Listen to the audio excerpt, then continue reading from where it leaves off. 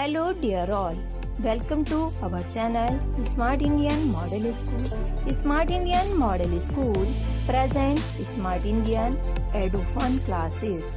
EduFun online classes includes course studies of playgroup to class 12, emotional and communication skills, happiness classes and DIY activities. Now continue with the next topic of this chapter, that is National Park. National Park are the areas reserved for wildlife. वो areas जो wildlife के लिए reserve करे गए हैं, where they can freely move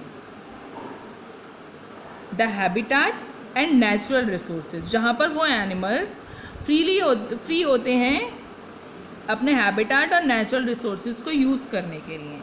On the road side, there was another board on which was written Satpura national park. Road side जब वो चल रहे थे, उस रोड की साइड में एक अनदर बोर्ड था, एक दूसरा बोर्ड था जहाँ पे क्या लिखा हुआ था, Satpura national park. Children are now eager to go there. Children अब क्या थे, बहुत ईगर थे, बहुत उत्सुक थे वहाँ जाने के लिए. Madhav ji tells them that these reserve are large. Madhav ji ने उन्हें बताया कि ये जो रिजर्व्स हैं, नेशनल पार्क्स जो हैं, वो बहुत बड़े हैं and diverse enough to protect whole sets of ecosystem. और यहाँ पे इतनी डाइवर्सिटी है कि ये कंप्लीट सेट, मतलब पूरे इकोसिस्टम के सेट को प्रोटेक्शन देते हैं. दे प्रिजर्व, क्या क्या प्रिजर्व करते हैं, flora means plants, fauna means animals, landscape and historic objects of an area. उस एरिया के फ्लोरा, fauna, लैंडस्केप और हिस्टोरिक ऑब्जेक्ट्स को भी ये प्रिजर्व करते हैं. Satpura national park is the first reserve forest of India. सतपुरा नेशनल पार्क जो है वो इंडिया का सबसे फर्स्ट रिजर्व फॉरेस्ट था. The finest Indian teak is found in that forest. मतलब सबसे अच्छे जो इंडियन टीक मीन्स सागौन जो है सबसे फाइनेस्ट, सबसे अच्छे कहाँ पे, इसी फॉरेस्ट में पाए जाते हैं. किसमें, सतपुरा नेशनल पार्क में. There are more than 100 national park in India. India में 100 से ज़्यादा नेशनल पार्क्स हैं. एज चिल्ड्रन मूव अहेड, जैसे जैसे चिल्ड्रंस आगे बढ़ने लगे, they see a board with Satpura tiger reserve written on it.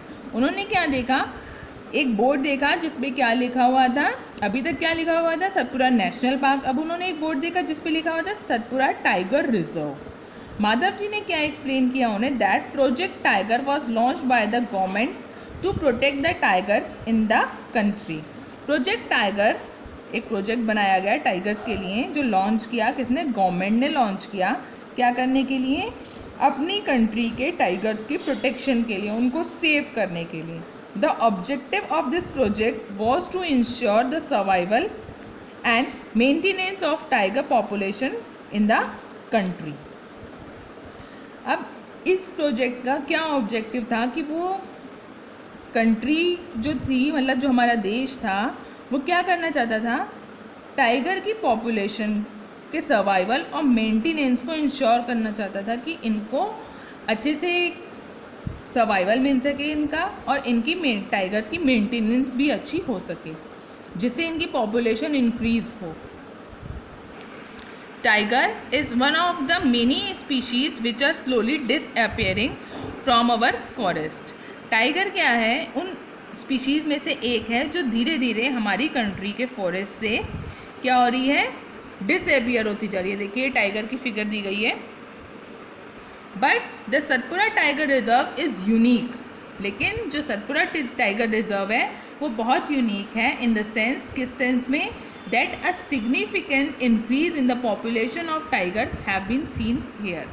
कि एक सिग्निफिकेंट इंक्रीज देखा गया टाइगर्स की पॉपुलेशन में यहाँ पर. कहाँ पर, सतपुरा टाइगर रिजर्व में. Once upon a time animals like lions, elephants, wild buffaloes and barasingha. देखिए वाइल्ड बफेलो ये है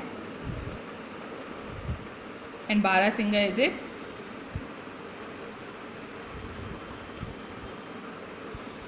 कहाँ पे? सतपुरा नेशनल पार्क में पाए जाते थे। Animals whose number are diminishing to a level that they might face extinction are known as the endangered animals. वो एनिमल्स जिनकी नंबर कंटिन्यूसली क्या होती जा रही है? कम होती जा रही है। दैट दे माइट फेस, और ये इतनी कम हो रही है कि ये क्या फेस कर सकते हैं? एक्सटिंक्शन मीन्स जल्दी ही ख़त्म होने वाले हैं, उनको कहते हैं endangered animals. Boojo is reminded of the dinosaur. Boojo को उसी समय कौन याद आए? क्या रिमाइंड हुए? Dinosaurs which become extinct a long time ago, जो बहुत टाइम पहले एक्सटिंक्ट हो चुके हैं, ख़त्म हो चुके हैं। Survival of some animals has become difficult because of disturbance in their natural habitat. कुछ एनिमल्स का सर्वाइवल क्या हो गया? बहुत डिफ़िकल्ट हो गया है। क्यों डिफ़िकल्ट हो गया है? क्योंकि नेचुरल हैबिटेट्स में, उनके ही एरिया में उन्हें डिस्टर्बेंस बहुत मिलता है। उसी डिस्टर्बेंस की वजह से वो वहाँ पे सर्वाइव नहीं कर पाते। Professor Ahmed tells them that in order to protect plants and animals strict rules are imposed in all national park. Professor Ahmed ने क्या बताया कि अगर हमें अपने प्लांट्स और एनिमल्स को प्रोटेक्ट करना है तो हमें क्या करने होंगे? कुछ स्ट्रिक्ट रूल बनाने पड़ेंगे जो कि सारे नेशनल पार्क्स में फॉलो होने चाहिए। Human activities such as grazing, poaching, hunting, capturing of animals और collection of firewoods, medicinal plants etcetera are not allowed. जैसे ह्यूमन एक्टिविटीज़, ह्यूमन अपने लिए क्या क्या कराता है? ग्रेजिंग कराता है अपने एनिमल्स को, एनिमल्स की पोचिंग करता है, किल करता है, उन्हें हंटिंग करता है, एनिमल्स को पकड़ लेते हैं, कैप्चर कर लेते हैं, और मेडिसिनल प्लांट्स या फायरवुड को कलेक्ट कर लेते हैं। ये सब कुछ अलाउ नहीं होना चाहिए। Madhav ji tells Paheli that small animals are much more in danger of becoming extinct than the bigger animals. Madhav ji ने पहेली को बताया, Paheli is asking a question from Madhav ji, are only big animals facing extinction. क्या सिर्फ बड़े ही एनिमल्स एक्सटिंक्शन को फेस कर रहे हैं? क्या सिर्फ बड़े ही एनिमल एक्सटिंक्ट हो रहे हैं, ख़त्म हो रहे हैं? माधव जी ने पहेली को बताया कि छोटे एनिमल्स को ज़्यादा डेंजर है एक्सटिंक्ट होने का कंपैरेटिवली बिग एनिमल्स के। At times we kill snakes, frogs, lizard, bats and owls ruthlessly without realizing their importance in the ecosystem। बहुत से टाइम ऐसा होता है कि हम स्नेक्स को, फ्रॉग्स को, लिजर्ड, बैट और आउल्स को किल कर देते हैं बिना ये जाने, बिना ये रियलाइज़ किए कि इनका इकोसिस्टम में कितना इम्पॉर्टेंट रोल है। By killing them we are harming our self. इनको मारकर हम अपने आप को ही हार्म पहुंचा रहे हैं। They might be small in size, जबकि ये छोटे हैं इस साइज में, but their role in the ecosystem can not be ignored. लेकिन इनका इकोसिस्टम में जो रोल है वो इग्नोर नहीं किया जा सकता।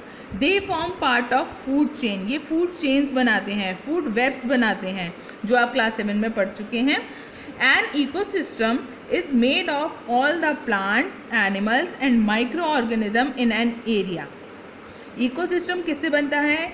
सारे प्लांट्स मिलके बनाते हैं, एनिमल्स और सारे माइक्रो ऑर्गेनिज्म मिलके बनाते हैं उस एरिया के, along with non living components. Living component के साथ साथ नॉन लिविंग कंपोनेंट्स भी इकोसिस्टम बनाते हैं। अब नॉन लिविंग कंपोनेंट्स में क्या क्या आ सकते हैं? Climate, soil, river deltas etcetera. यदि आपको हमारा वीडियो अच्छा लगा हो तो आगे की वीडियो की नोटिफिकेशन प्राप्त करने के लिए कृपया बेल बटन दबाएं और चैनल सब्सक्राइब करना ना भूलें। Please subscribe our channel of Edufun classes. Thank you for watching.